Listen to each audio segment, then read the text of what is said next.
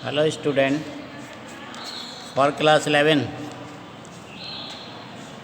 फिरोज का ये 7 lesson on an African river.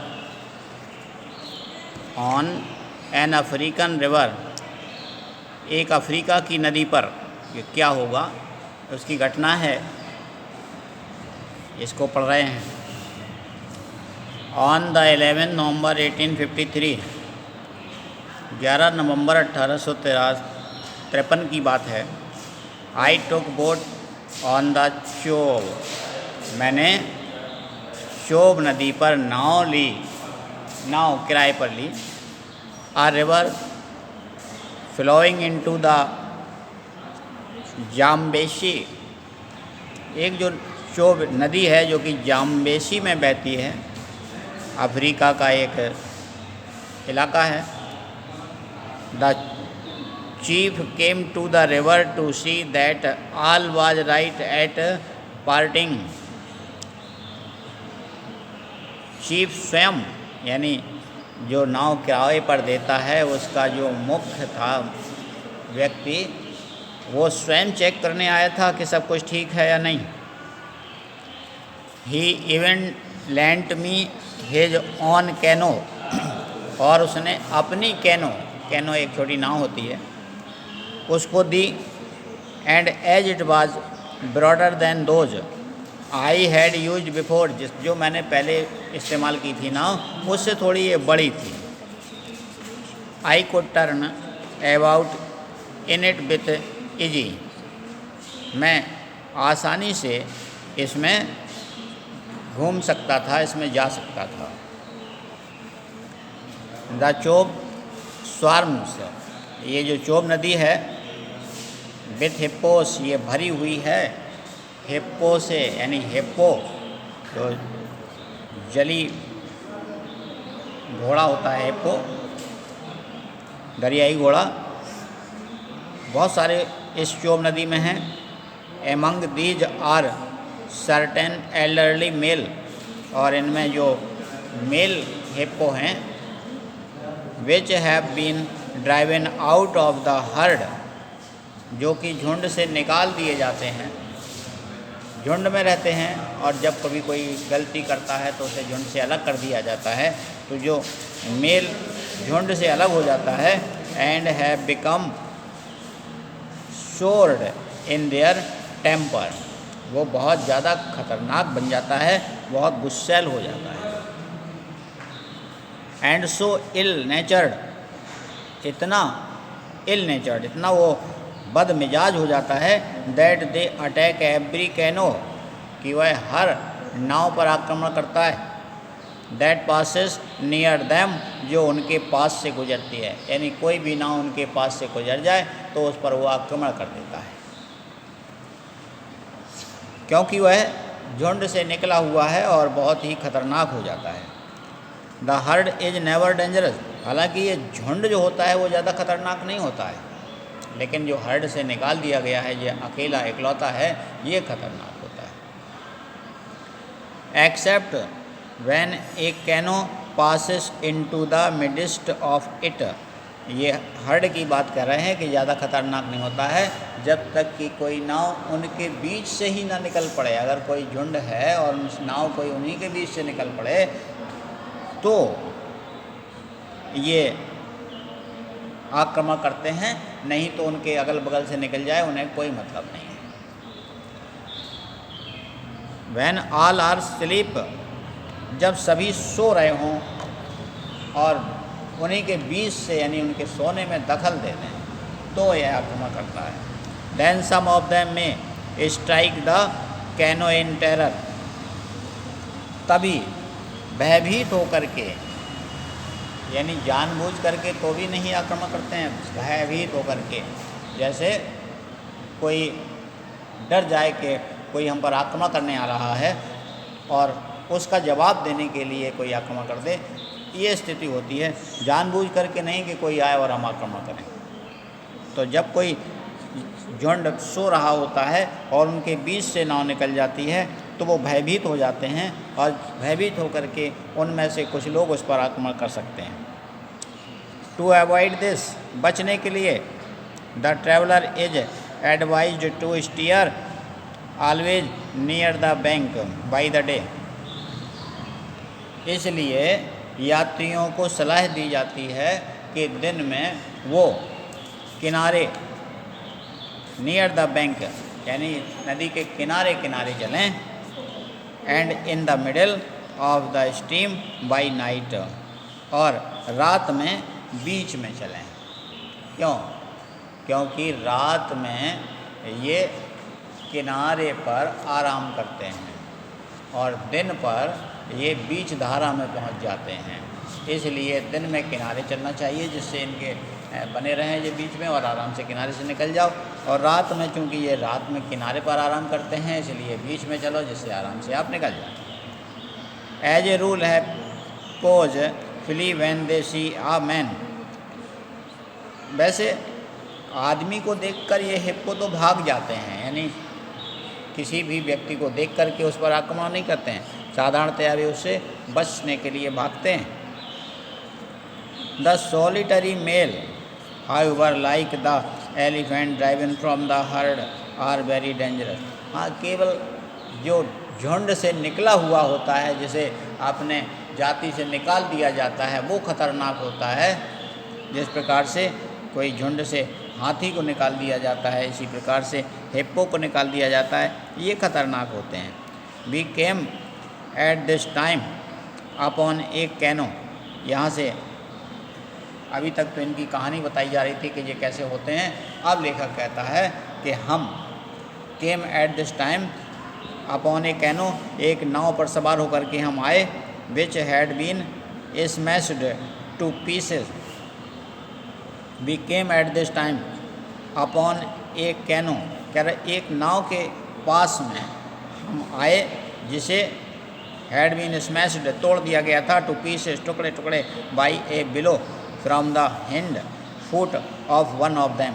इसी प्रकार के एक झुंड से निकले हुए खतरनाक हिप्पो ने अपने पैरों से उसको रौंद दिया था, अर्थात उसको तोड़ दिया था।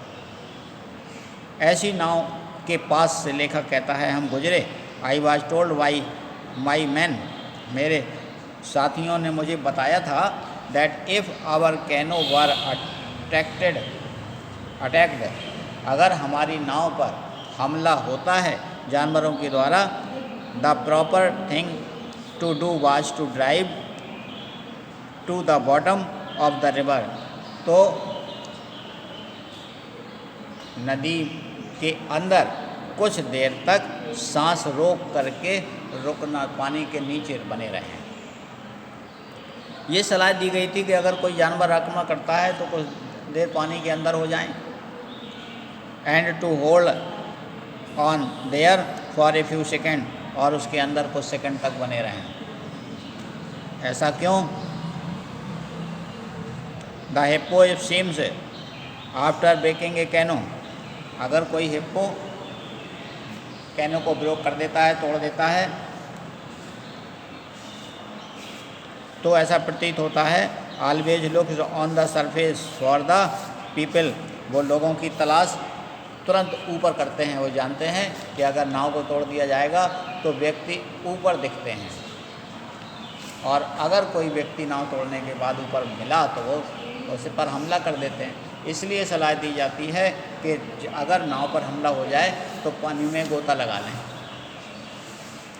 And if he sees none, अगर हिप्पो के ऊपर कोई, हिप्पो को पानी के सरफेस पर ऊपर कोई नहीं दिखता है, ही सून मूव्स ऑफ, तो वह भाग जाता है और ये समझ लेता है कि कोई नहीं। इसलिए कुछ मिनट, कुछ सेकंड तक पानी के अंदर डुबकी लगाने की सलाह दी जाती है। One of these bachelors as the hippo driven from the herd are often called, जैसा कि अक्सर कहा जाता है कि इन्हीं झुंड से निकाले हुए एक hippo actually came out of his layer, वो केम आउट, आया, and putting his head down, अपना सर नीचे करके, रैन दौड़ा विथ वेरी कंसीडरेबल स्पीड, बहुत तेज गति से, after some of our man, हमारे कुछ आदमियों के पीछे। यानी ऐसा ही एक हिप्पो ने हमारे आदमियों पर आक्रमण कर दिया, सर नीचा करके वह तेज़ी से भागा आदमियों की तरफ। As they were passing, जब वो वहाँ से गुजर रहे थे। One can not tell the number in a herd, कह रहे कोई भी झुंड में कितने हो सकते हैं, इनकी संख्या को नहीं बता सकता। इनकी संख्या कितनी हो सकती है कोई नहीं बता सकता। For they are almost always hidden beneath the water, क्योंकि वो हमेशा पानी के अंदर रहते हैं। जब पानी के अंदर हैं तो क्या पता अंदर कितने हैं। But as they requires to come up every few minute, लेकिन वे हर मिनट में ऊपर आते रहते हैं। काहे के लिए? टू ब्रीथ, सांस लेने के लिए। सांस लेने के लिए हर मिनट ऊपर आते हैं ये पानी के। If heads keep coming up all the time, यदि आपको सर हमेशा पानी के ऊपर दिख रहे हैं, then the herd is supposed to be large, तो इसका मतलब है कि झुंड काफ़ी बड़ा होगा, क्योंकि कोई ना कोई ऊपर आते ही रहेगा सांस लेने के लिए। और अगर कुछ देर तक नहीं दिखाई देता तो इसका मतलब है झुंड छोटा है। तो इनकी निश्चित संख्या तो कोई नहीं बता सकता कि कितनी हो सकती है। The young when very little, लेकिन अगर ऊपर दिखता भी है तो उसमें भी एक निश्चित बात है कि जो बच्चे होते हैं इनके, take their stand on the neck of the mother, वो अपने माँ के गर्दन के ऊपर खड़े होते हैं।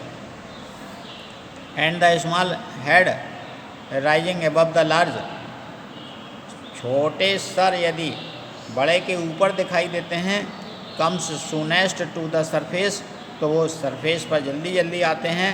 The mother knowing that her calf can not wait so long under water, क्योंकि उसकी माँ जानती है क्योंकि उसका बच्चा ज़्यादा देर तक सांस पानी के अंदर नहीं रोक पाता है।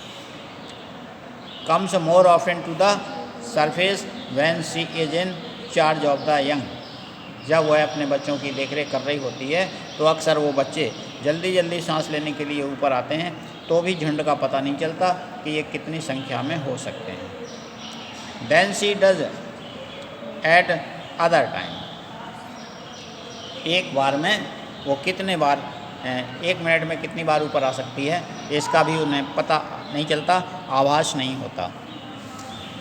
मतलब ये था कि लेखक ये कहता है कि कोई भी ये नहीं बता सकता कि झुंड में कितने व्यक्ति हैं। सांस लेने के लिए हर मिनट ये ऊपर आते हैं, और अगर कुछ देर तक ऊपर कोई नहीं दिखता है तो इसका मतलब है कि झुंड में कम व्यक्ति होंगे, कम हिप्पो होंगे। लेकिन यदि ऊपर कोई ना कोई 2-4 दिखते ही रहते हैं तो इसका मतलब झुंड बहुत ज़्यादा है। दूसरी बात ये कि अब जब बच्चे होते हैं तो बच्चे ज़्यादा देर तक रुक नहीं पाते हैं, तो बच्चे एक मिनट में कई बार ऊपर आते हैं, और उनकी जो मदर होती है वो उसे अपने गर्दन में ऊपर बिठा लेती है, जिससे कि वो ऊपर सांस लेने के लिए पहुंच पाएँ। तो फिर बिना सांस लेने के लिए भी उसकी माँ ऊपर उसको सर करना पड़ता है, तो भी ये निश्चित पता नहीं चल पाता है कि झुंड में कितने लोग हैं। कहने का मतलब लेखक ये कहना चाहता है कि झुंड में उनकी संख्या का अनुमान लगाना बहुत मुश्किल है। यहाँ तक आप लोग टिक कर लीजिए इसको।